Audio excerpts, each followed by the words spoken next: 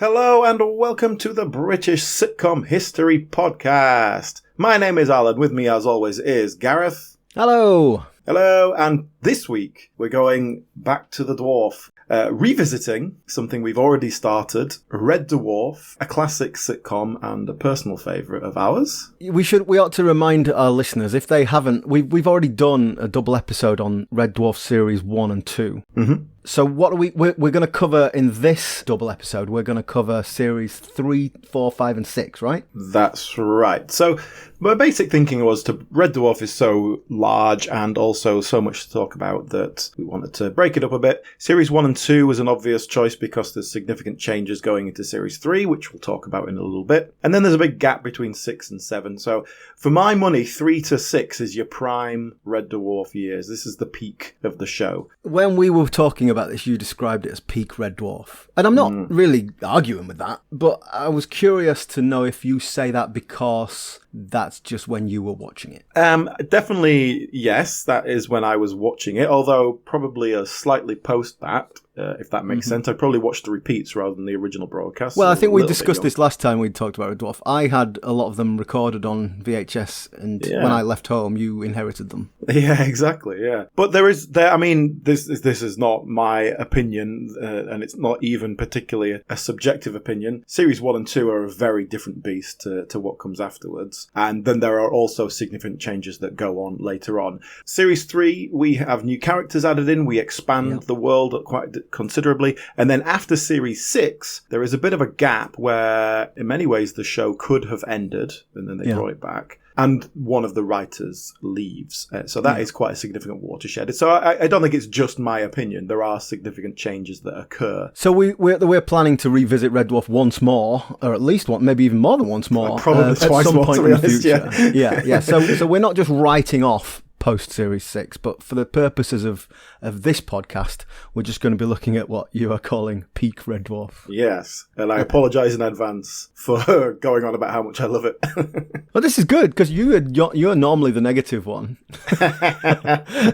I mentioned they're having it on VHS, and we sometimes try and talk about our own experiences of watching these things. I've watched all, however many episodes it is, 24 episodes of these 4 series in the last couple of weeks, and it was interesting to me that some were more familiar than others. Series 6 felt less familiar, so I'm just guessing that means maybe I didn't have that on video. I agree. But certainly Series 4 and 5, I kind of knew every word of those. Yeah, so did I. I think those are the ones I've watched on video 400 times, Well, as you said, we've already covered 1 and 2, and there's a kind of a big change between Series 2 and Series 3. So let's talk about that. Let's talk about those changes, primarily the new cast members. Mm-hmm. Let's just go down to the basics here a little bit. Some changes that occur between 2 and 3. Rob Grant and Doug Naylor are the writers of this. We talked about them in our last episode, but essentially a writing pair, known each other since childhood, worked together through sketch comedy primarily, and this was their first big sitcom thing that they got done. And it was a struggle to get it commissioned. It was an unusual thing, a sci-fi comedy. It required a decent budget, but they are very hands-on. They've been right there at the beginning, and in that Series 1 and 2, we talked about how they were trying to get things changed and had to pick their battles a little bit and had to kind of just play the game and be respectful to the other creatives. We talked about the sort of stuff. shoddy sets in Series 1, didn't we?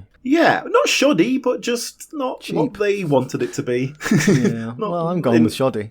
Didn't come out the way they wanted it, but that's a budgetary thing apart from anything else. Anyway, from Series 3 onwards, this show is officially produced by Grant Naylor Productions, the production company of Rob Grant and Doug Naylor. They are officially producers, and therefore they have a great deal more influence. They are now embedded with Paul Jackson, the producer. They're friends with Ed By, the director. Like, they're in there. Their opinion means something now. And they have a success. This was a successful show now. It's not a global smash by any means, but it's not just this startup, no one has heard of it. They're not quite having to comedy. prove themselves in the same way, yeah. And just for the record, Grant Naylor Productions continues to make Red Dwarf content now. The 2020 was the last kind of TV relevant thing they did, but they still control that product and they still run that. So we got a new set designer, Mel Bibby, famously, a new set designer. And so to take advantage of this, they basically make a new set. They redesign the entire set as we know it. And the way they kind of justify this in world, although I don't don't know if it's ever officially stated, but you'll notice that when you see the characters just in their bedroom or whatever, it says officers' quarters above the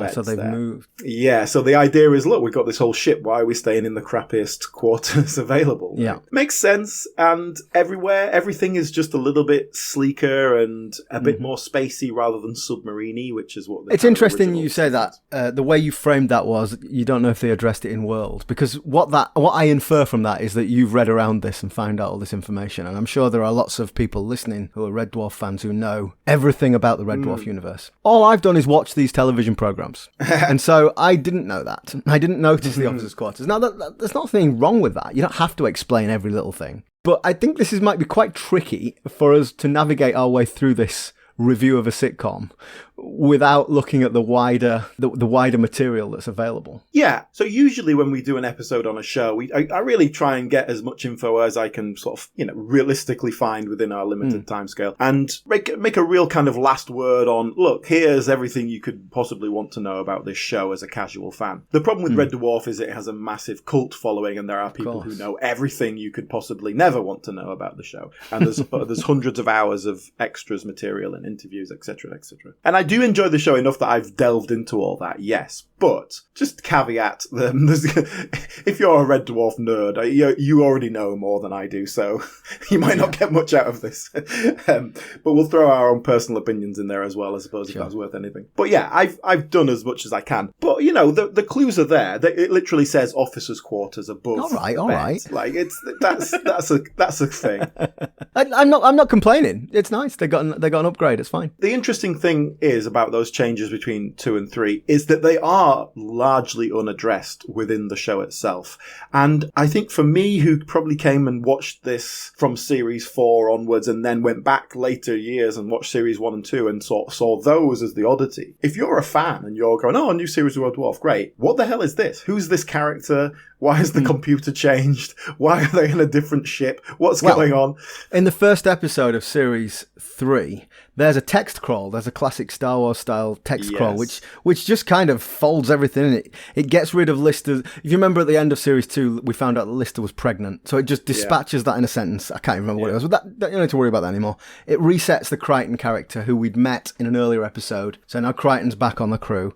And it also explains why we now have Hattie Hayridge playing Holly rather than Norman Lovett. It does explain it, but it also travels past so quick as to be unreadable. It is deliberate joke against that. It is rubbing your face in the fact that you don't know when these things are happening. Well, I think I paused the video to read all of this, but even if you read it, it's very much don't worry about all that stuff. We're starting again now. And it's amazing that not only did they get away with that, but it works really well. The changes they've made are really good.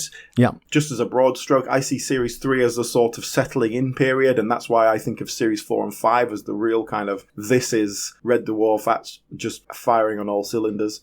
Series 3, they're folding in some more sci-fi type ideas. They're getting off the ship more often. We have Kryten added as a character. The Holly change probably doesn't make a huge difference in terms of overall kind of content or structure, but it just gives a slightly different feel to that character. But with Kryten coming in, Kryten kind of takes that role of expositor, is the one who will explain all the sciencey Holly is things. Less needed. Yeah, Holly is less needed, which is why ultimately they ditch Holly, basically. We'll come to that a bit later. But, we will. Let's talk about the new actors who brought in, shall we? Well, let's talk about Holly first then. So Hattie Hayridge, we'd already seen in one episode in Series 2. Yeah, so there's an episode in Series 2 where they go to an alternate version of them, and it's all the sort of female versions, and so there is a female Holly. And Hattie Hayridge was brought in. Hattie Hayridge, like Norman Lovett, was a stand-up comedian, not an actor. And she was brought in pretty much because people said, oh, you're really like Norman Lovett. That you've got a very similar deadpan style of comedy. And so that was an easy choice for them. You ever seen any Hattie Hayridge stand-up? Not really, like the odd clip, but she's not like a hugely famous stand-up comedian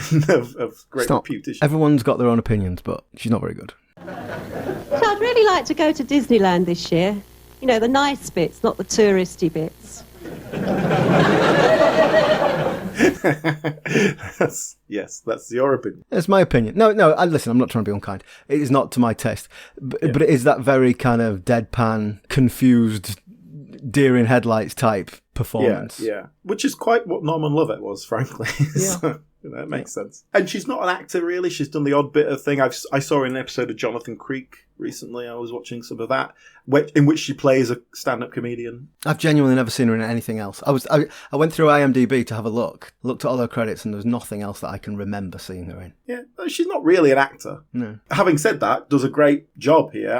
I think she does a lovely line in kind of eye acting. That is quite a difficult thing to do, like express with no... I did this once, actually. I did a play where I was playing a bodiless head, basically. I won't go into the details. But I can say, for like, expressing yourself with just your face is more difficult than you would think. No, I can imagine, yeah. So, Hattie Herridge replaces Norman Lovett. What about the character of Holly?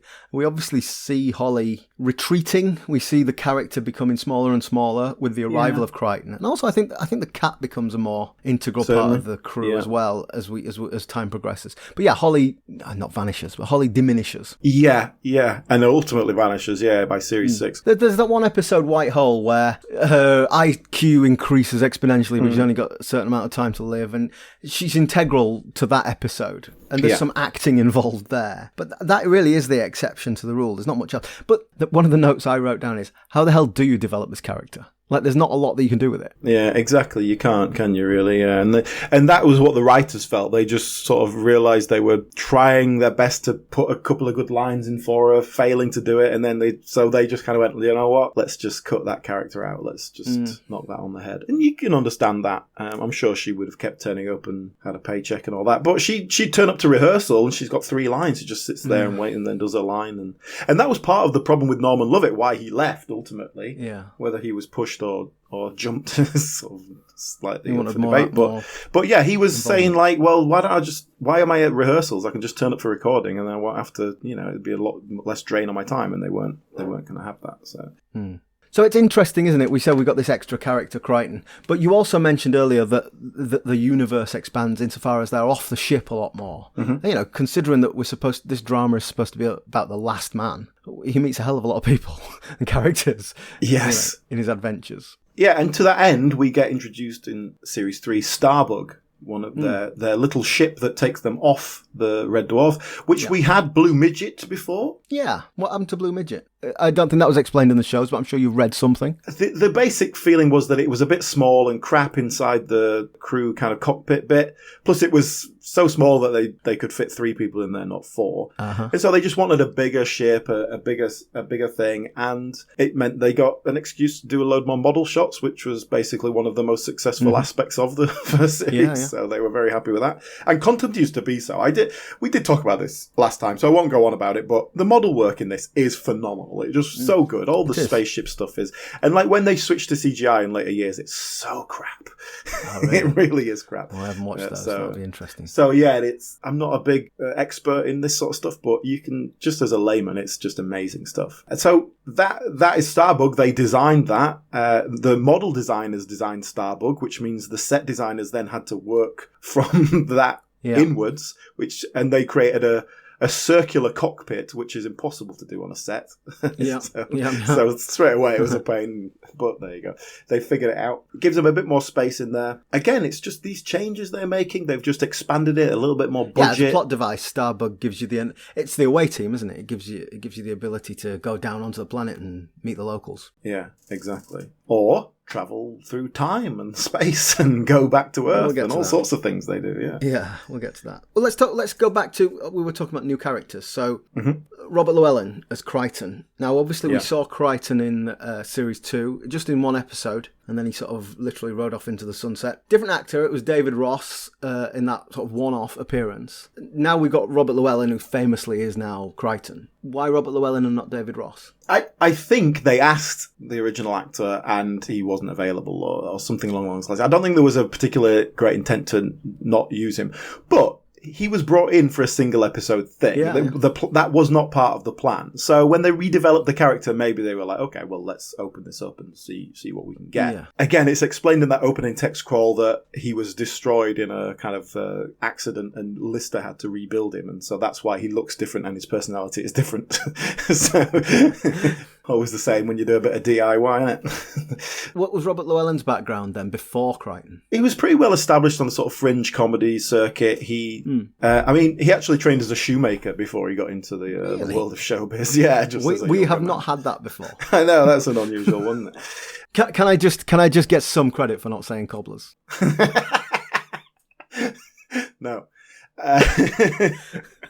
So yeah, he worked through the 80s. He was in a fringe comedy, I think they're a theatre troupe called the Joeys. Yeah. I don't know if you can go back far enough in your head to remember that. But they were sort of on that circuit, cabaret circuit. They weren't like hugely famous. I don't think I knew him before Red Dwarf. And he wrote a lot of their material, and he wrote novels and all. Yeah, he's always been on the creative side of it, not just an actor. But here's an important part of that. In the 80s, he wrote and performed a one-man show that was essentially about a robot that is becoming more human over the course of the show. Okay. And this was seen by Paul Jackson, the producer of Red Dwarf, and that is why he got a phone call saying, "You would like to come and audition for play a robot?"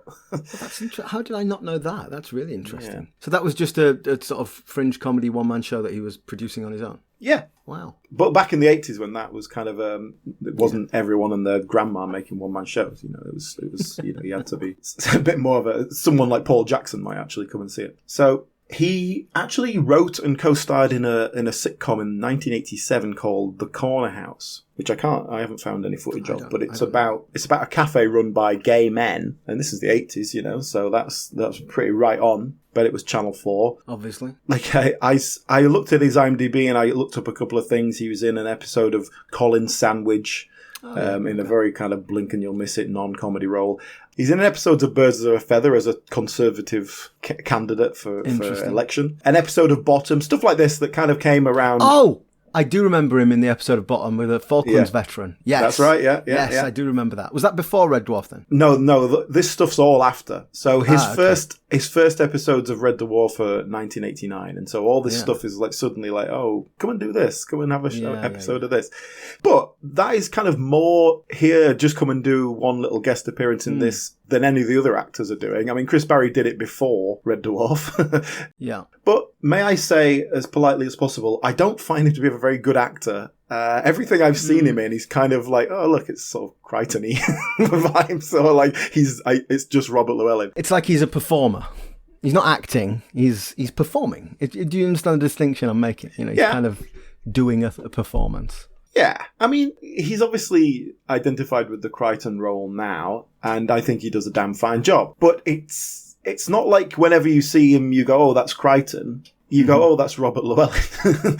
And it's just, I don't know, he's a very stagey performer, I guess. But the fact that he's got this very big expressive face works perfectly for Kryten because he's covered in latex, he's covered in this mask. And so being able to overexpress, or perhaps not being able to stop yourself overexpressing, really works to his advantage. I think it's just one of those cases of finding the right actor for the right part. As we talked about with all these guys in Red Dwarf, none of them are actors. I mean, Chris Barry perhaps, but the rest of them were, performers. They were performers. Well, before we talk about the character, the only other thing I know of Robert Llewellyn is that he, back in the early days of podcasts, he was doing a podcast where he was in his electric car before they were cool, and he would interview celebrities about them, but also about, look at my electric car, isn't it great? This is before Jerry Seinfeld did comedians in cars getting coffee, but it was a similar format, really. But what I always thought about that was it was in the early days of podcasting, and it sort of demonstrated an entrepreneurship, like a get up and go of using his friends and bringing people in, but creating a product. And like the guy writes novels and stuff like that. He's a very creative person. I think.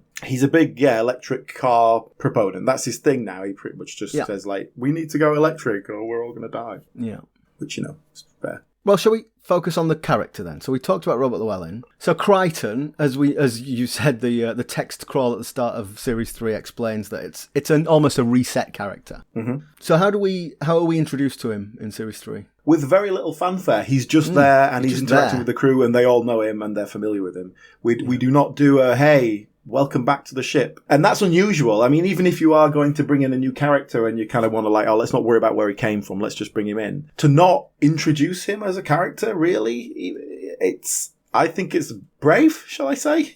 Is it brave to do that? If you're a viewer and you're suddenly watching this, you're like, what's going on? Who is this? Yeah. But I think that's the point about the throwaway text crawl of just like, yeah, this is it. Come on, get on with it. Get on board. I will say for Rob Grant and Doug Naylor, like they take some pretty big swings between series. They are not messing about. They are prepared to go big on it. And I think it's amazing how well that integrates into this. And I think it's because our characters are always, I was going to say the characters are always there and the same, but they're not. The characters change quite significantly as well, but it feels like in a very realistic and natural way. Like the cat, for example. The cat becomes more integrated with the crew, but that's because he's suddenly interacting with them. He's been on his own for so long, and he's becoming a bit more human-ish, less cat-like. And I think it works really well. It's a great development of that character, but also it makes him a better character. You can do more with him, and you can integrate him more. He was very one-dimensional in the first couple of series. Yeah.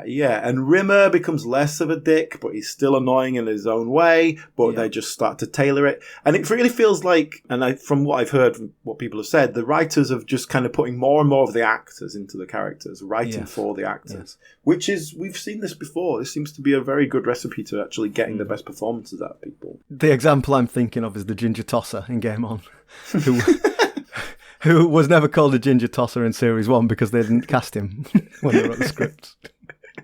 Very cruel example.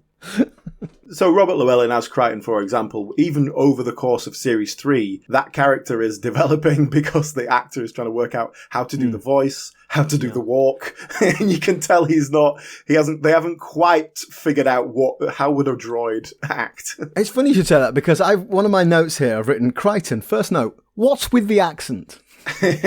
Where is he supposed to be from? How has he been programmed? What's with the it's this sort of mid-Atlantic type I can't even describe it. Oh, don't be distressed, sir.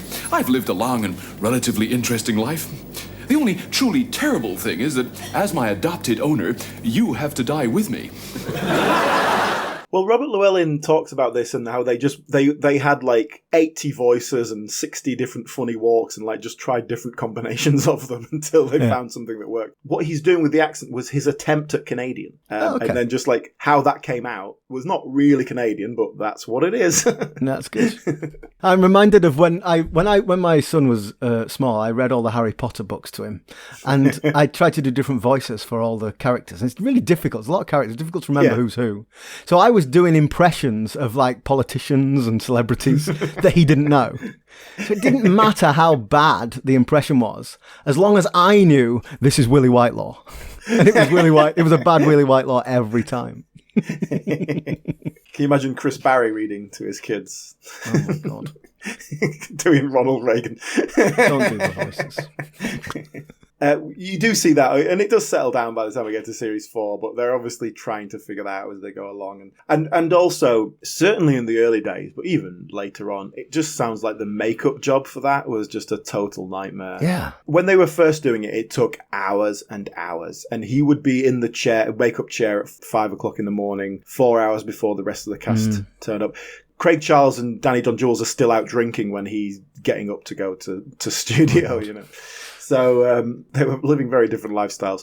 They kind of progressively got that better. Every series, it's a new suit, it's a new outfit and a new mask, and they refine it to make it more and more comfortable and quicker to get on. So by the end, like they can put a full mask on him and then kind of paint out the eyes and whatever. It takes an hour. And the suit, you know, at first he couldn't even sit down in it because it was too stiff, or if he tried to move, the Velcro would pop and he would be out of it. So all this sort of stuff, they just slowly got better and better at it. But it does sound like it's a very difficult and uncomfortable experience. In fact, I think it's Series 4, they moved from the Manchester studios down to Shepperton. We'll talk about that a little bit later. But he took a flat in Shepperton because he had to be there so early, like travelling. The less he could travel, the better, you know. So it was even like down to that element. It sounds like a miserable experience, to be perfectly honest with you. And he's obviously taken it with grace for 30 years. So that's how he's doing. Can we talk about the character development of Kryten then? Mm-hmm. Because you know he obviously changes over the course of these 4 series. And in fact, in the final episode, they find out, in inverted commas, that Lister is a mechanoid, and it turns out he's not. But For a little while, they think that Lister is a mechanoid. And Kryten has this moment of really being able to lord it over him because he's no longer the lowest of the low. And he's quite nasty to who he thinks he's now his inferior. That really clanged with me. That seemed out of character. Yeah, I mean, it's one of those things that's for the sake of a 5 minutes of gags, isn't it? But yeah, I know what you mean. Perhaps we'll address this in our next episode, because they do, as going into the later series, he changes even more. But I think for the most part, his development over these few series is really good. Like, Lister is encouraging him to break his programming, become more human. We have a whole episode where he becomes human and then he can't kind of handle that. It's too much for him. And the way he develops, and we'll see in the episode The Inquisitor, the fact that he is capable of sort of free will and individual thought means he is therefore culpable for his actions.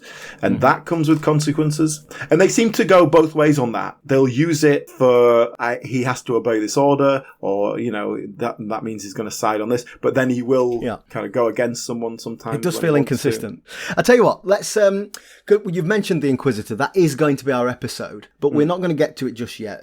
What I would like to do is perhaps do a sort of big picture overview of the 4 series, 3, 4, 5 and 6, and just talk about those changes. So why don't we do that, a sort of 5 or 10 minutes leap through those 4 series. All right, well, let's talk a bit more about series 3 and the other things that come in here. We have new costume designer as well, and the costumes, again, get significantly more sophisticated, let's say. The cat is the obvious example of this, but it goes for everyone, and that continues to change throughout the series as well. They're not in these kind of boiler suits chic and that was the original plan. You know, that was what they asked for. We wanted to feel like a submarine, and it's like Alien. Like it was Alien, not Star Wars, not Star Trek. I actually wrote down, this is like Star Trek. He has a different uniform every series. Rimmer has a different uniform every series, which is like the Star Trek movies. But with Rimmer, it's easy. He's a hologram. It's just like, do you know what? I fancy red. I want a blue suit now. The cat obviously has loads of different outfits, but it is, rather than like 5 different colours of the same 70s suit, it's now like there are kind of a whole range of outfits. They have a lot of fun with that. And Lister's clothes suddenly have personality as well. And it feels like it's always got this sort of post-punk chic, you know, he's wearing a leather jacket and all sorts of stuff. Yeah. But it feels like it's got personality, and I think that's the important thing. What about one note that I've made here is about the opening credits, which are different every time, and it really is just a sort of highlights reel of shots from that series. Yes, with the new music as well as sort of a hardcore electric guitar kind of version of the theme.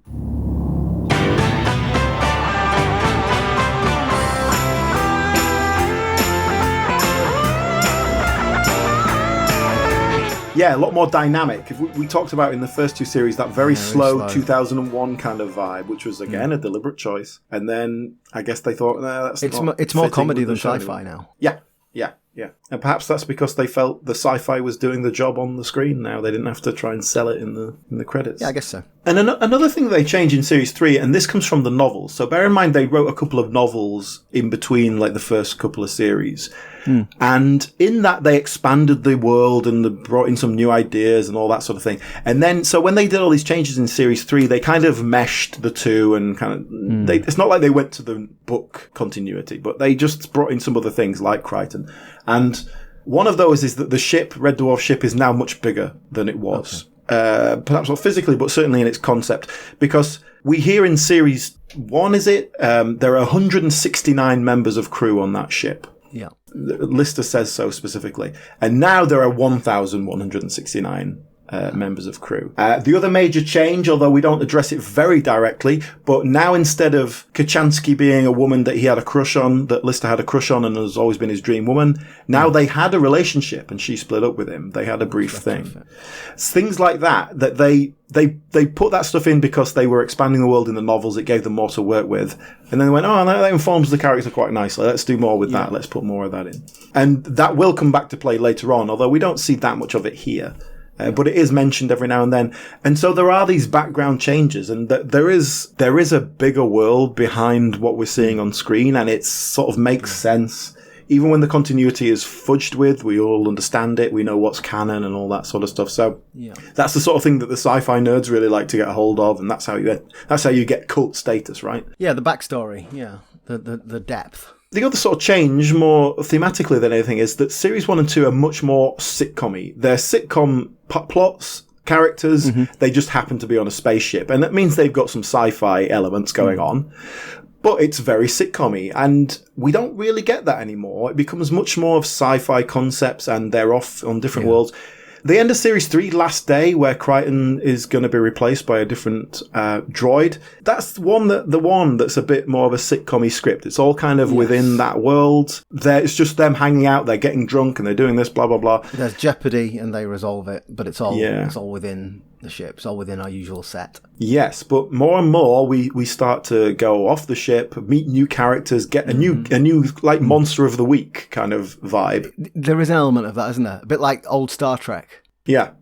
And I don't think that's a bad thing necessarily. I think they come up with enough original ideas, and that's another one of the strengths of Red Dwarf, the absolute glut of original sci-fi concepts that they managed to pull in here. I agree, and that's obviously down to the writers, Rob Grant, Doug Naylor, but also having the trust of the other creatives to be able to pull them off. And so many times in these things where they're making that, and the cast particularly are going, so why am I doing this? Hang on, if we traveled back in time, would this connect to that? And they're like, look, don't worry about it. Just trust that it works. And like in Backwards, for example, where everything's running backwards, the logistics of that, the ergonomics of filming that, you just have to trust that someone has worked it out properly. And the director Ed By, trying to figure out, okay, well, if this was backwards, would it connect to that? If you're trying to do continuity in your head, of course. But it's backwards and you're filming it the wrong way around. It is very complicated, and there's a certain level of trust that they've built up. I think there's the same as a viewer, though. I remember at the time watching that episode and like trying to pick holes in it and think, well, this doesn't make sense. That couldn't. And then what happens after? And I think you've just got to let that go and enjoy it. I think if you get close enough, it doesn't make sense, but that's, you have to just enjoy it for what it is. Yeah. So just jump to Series 4. A big change here came that they moved from the studios in Manchester down to Shepperton. So in Manchester, they were on a TV set. You put up the set for your filming and you take it down and you go and rehearse in an office building in Acton, right? So in Shepperton, they build the set and it stays there for 8 weeks. They can rehearse on set. Okay. And that means they can build more. They got more space. They got more things. They can build more stuff.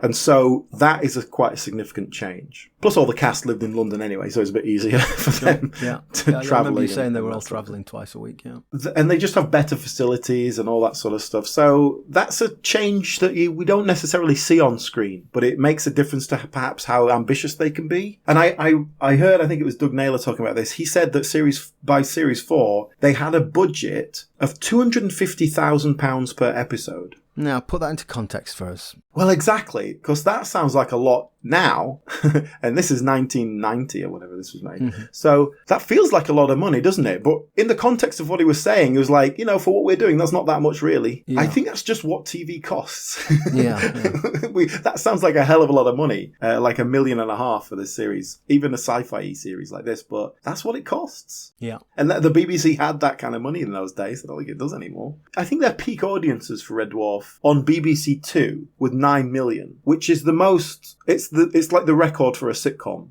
on BBC Two. Yeah, and it was always a BBC Two show. This is a half-remembered story about Robert Llewellyn, probably on one of those podcasts, telling a story with some level of bitterness about being invited to the British Comedy Awards, and they weren't on the main BBC table, like with the Blackadder people. They were sort of off in the corner and considered the poor cousins. And I think they were a little bit chippy and a little bit resentful about that.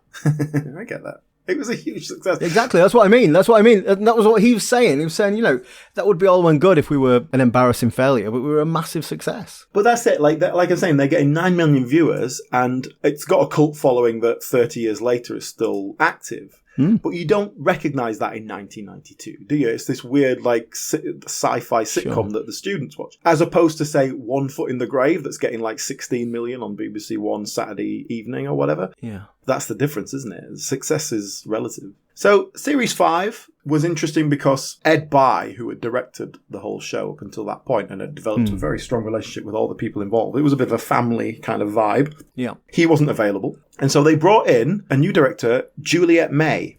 Right. Do you recognise the name? I don't think I do, but you're going to tell me that we've talked about her 12 or 13 times before. We certainly have.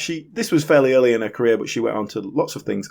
Specifically, Miranda. She directed most of Miranda. Okay, right. So we talked about her at that time. But this was much earlier on in her career. She was brought in and basically didn't fit in at all for whatever reason. Didn't mesh with the crew. Didn't understand any of the sci-fi concepts. So she was sort of blowing in the wind with that one. And everyone lost faith in her quite quickly from the sounds of it. And basically they kicked her out. Okay. I've seen her interviewed about this years hence, and there doesn't seem to be any great bitterness about it. It was just like, yeah, it didn't fit. This was not a good fit, and we weren't connecting. And so Rob Grant and Doug Naylor basically took over the directing. They were directing themselves? Yes, which they were not experienced directors by any means and have not gone on to be particularly great directors either.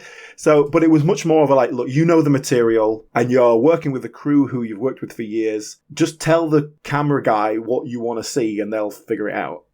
but we need someone who understands the material at the heart of it and can work with the actors. So I think it was more of a directing by necessity rather than any great desire. And they didn't carry on doing it. For Series 6, they brought in Andy Diemeny, who's a pretty well-established director who'd worked on Spitting Image, so that's how they knew him.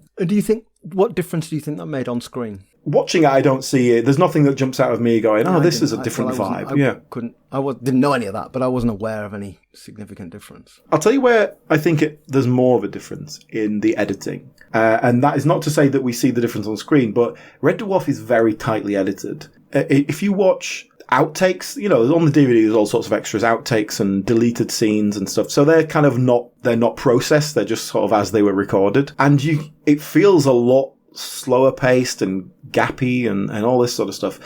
Because by the time they get it finished, they edit it right down. They overwrite it, so they have to cut as much kind of stuff out as they can. So the lines are boom, boom, boom, boom, boom. The punchlines are hitting. There's a laugh, boom.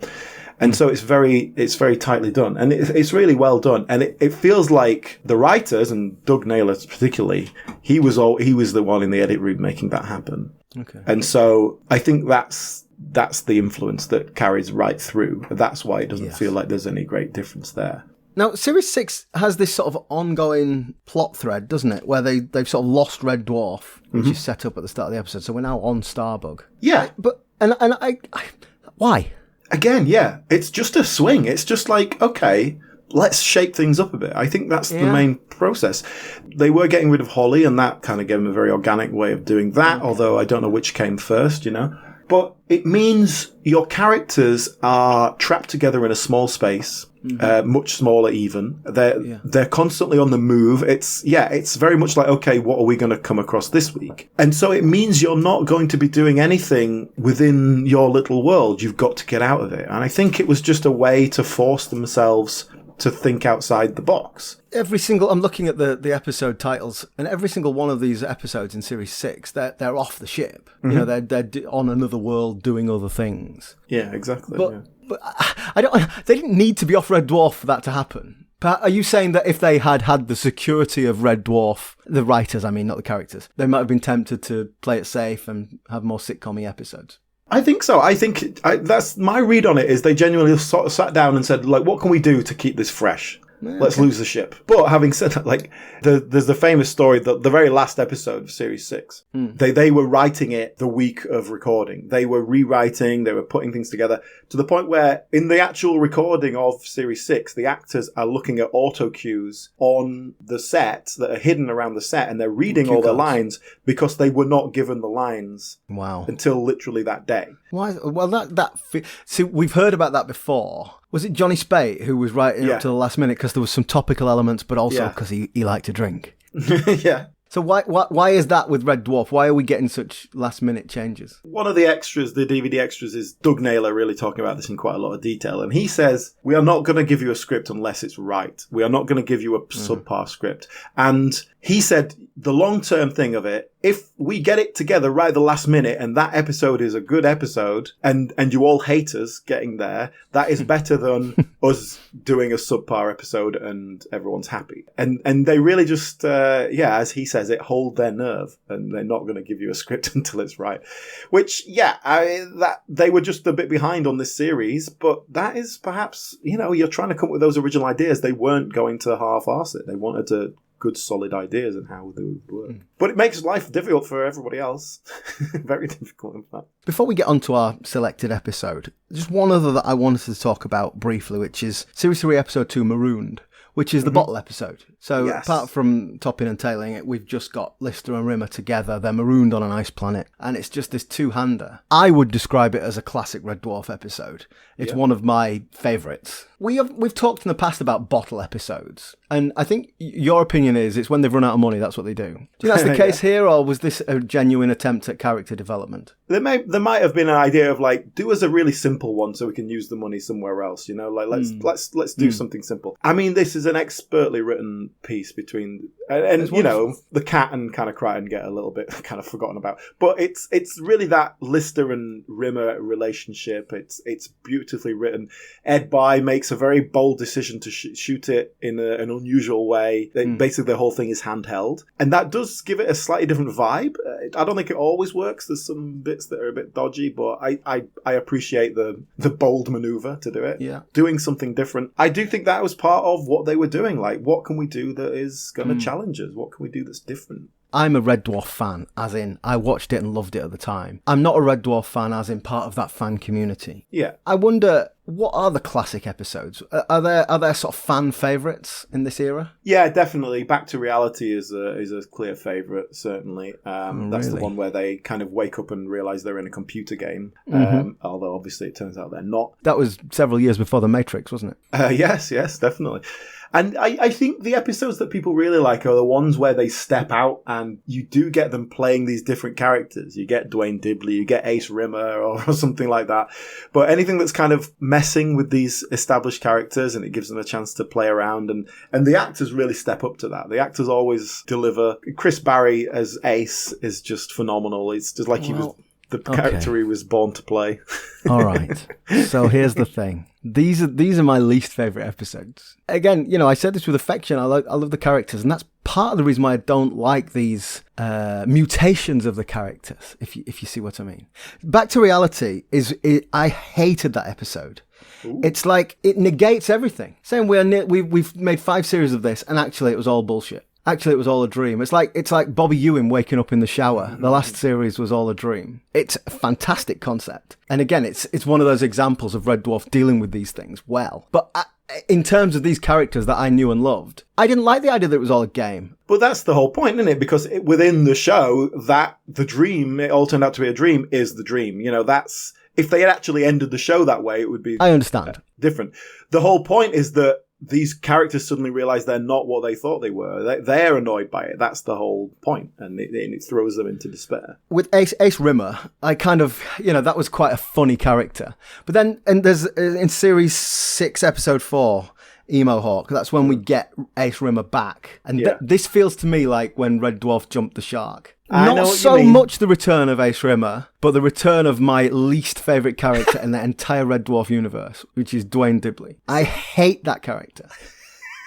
I get the idea, it's the anti-cat. I understand that. But it's just a dreadful character, and it feels to me like a real insult to the character of Cat. I don't agree with that at all. I think, you know, those two characters are both established in other episodes in which it's a bit of, you know, it's a fun way of inverting the characters, you know, and it's like, I could live with Dwayne Dibley in that first episode when we see him back to reality. But that episode, Emo Hawk, we get the return of Ace Rimmer, we get the return of Dwayne Dibley, and the monster of the week is, we've had that before as well, it's the polymorph. Yeah. It felt to me like we've run out of ideas, let's just do a greatest hits show. I know what you mean, and I agree to an extent. I think the show is sort of fun and inventive enough that it's okay. But bringing Ace back, bringing Dwayne Dibley back as a little guest thing, I think that's, you know, that's fine. The fact that they're using the same concept, I understand. And I think if that was it would be fine. The fact that we have a whole Ace arc coming up later on that we're not going to be dealing with in this episode, but, you know, later on. Yeah, I don't know about that.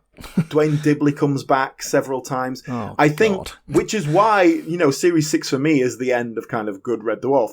Not good, but, you know, peak Red Dwarf. Because the later years, they do start playing into that fandom. They do start playing into that, you know, giving the people the... Yeah, and I imagine that there are a lot of people out there who love those characters. That I guess that is a sort of fan favourite, but to me I like these characters. I've come to know them and love them, and even Rimmer to some extent. You love to hate him. And I just don't like these, well, mutations, that's the word. Yeah, okay, I understand. I think when you break out for a bit of fun, I think that's all right. And they have so many alternate versions of them, particularly in this era. We have the highs and lows in that episode where that we get the good and the bad versions, and they're obviously having a lot of the writers are having a lot of fun with that. From what the actors say, the experiences were pretty dreadful filming that, and the costumes and whatever. We get future selves coming to visit them, don't we? We get older versions of them, loads and loads of alternate versions. And, they did this in the earlier episodes as well, but it really gives the actors a lot of room to play. So, I mean, I like all that stuff, and it keeps it fresh, it keeps it I don't know why I've taken against it, but certainly the return of Dwayne Dudley was a moment for me where I sort of threw my hands in the air and went, for God's sake. It's a bit fan servicey, I understand. Yes, yes. But we have a bit of fun with it, and that's fine. It's all right. People like different things, and that's okay. Anything else on Series 6 before we move on to our episode? Actually, yes, because there is a real significant change that happens in Series 6, which I think has a much less of an effect than you would expect, and that is that Rimmer gets a hard light drive, basically a hologram. He can now interact with things and touch things. And that happens in Episode 2 of Series 6. It's remarkable how little it changes his character. And we've seen him in previous episodes, well, in Series 3, in Body Swap, he takes over Lissa's body and he goes mad because he can feel all these sensations again. We don't get any of that, and we've done that, so they don't play with that. But even within the general vibe, you don't suddenly go, oh, look, Rimmer is kind of touching things and interacting with things. Oh, Rimmer's getting smashed with food all over his face anymore. You never think, oh, yeah, Rimmer can't touch stuff. I think you'd forget about that, I'd forgotten. Yeah, but he doesn't. It's Episode 2 of Series 6, Legion, where they meet the Gestalt, and he gives him this hard light drive. And it's a thing. In the moment, he's like, oh my God, I can eat this food, great. But then that's it. It's never alluded to again. But without going back and watching the later episodes, he's touching things now, is he? Yeah, and he can be more he's interacting with the panels and stuff. But it's amazing how little you notice that he doesn't interact with things. But they were very strict about that. They don't cheat. But then you do get Rimmer World or Terraform where he is flesh. He is kind of be able to touch stuff. And I think they break out of that normal world so often, it becomes less obvious. Whereas in Series 1 and 2, where he's having to get the Scutters to try and do things for him and they really play into it. Yeah, I just think like they could have done a lot more with that, actually. I guess it pays off later on when he is flesh again. But yeah, it was one of those changes they made just so they can let's give us more options so we can do stuff with Rimmer. Let's just give him a hard light drive. And what a great way of I've swapped your soft light into a hard light drive. You can touch things now. Boom, move on. We don't need to get into the sci-fi kind of concept. Big deal. It's hard light. That makes sense, right? Great. That's how sci-fi writing works. Timey-wimey. Well, that's all we have time for today, but do come back next time where we will actually get into the episode that we're supposed to be talking about. A little bit unusual, I guess, in the Red Dwarf because it's such an expanding world. We have a lot more to talk about. And we'll have even more next week, so come back for that. In the meantime, if you'd like to visit us on the social medias, we are at BritcomPod on the usual things. You can find us if you search for British Sitcom History on Facebook. Do go and check it out, and we will see you next week.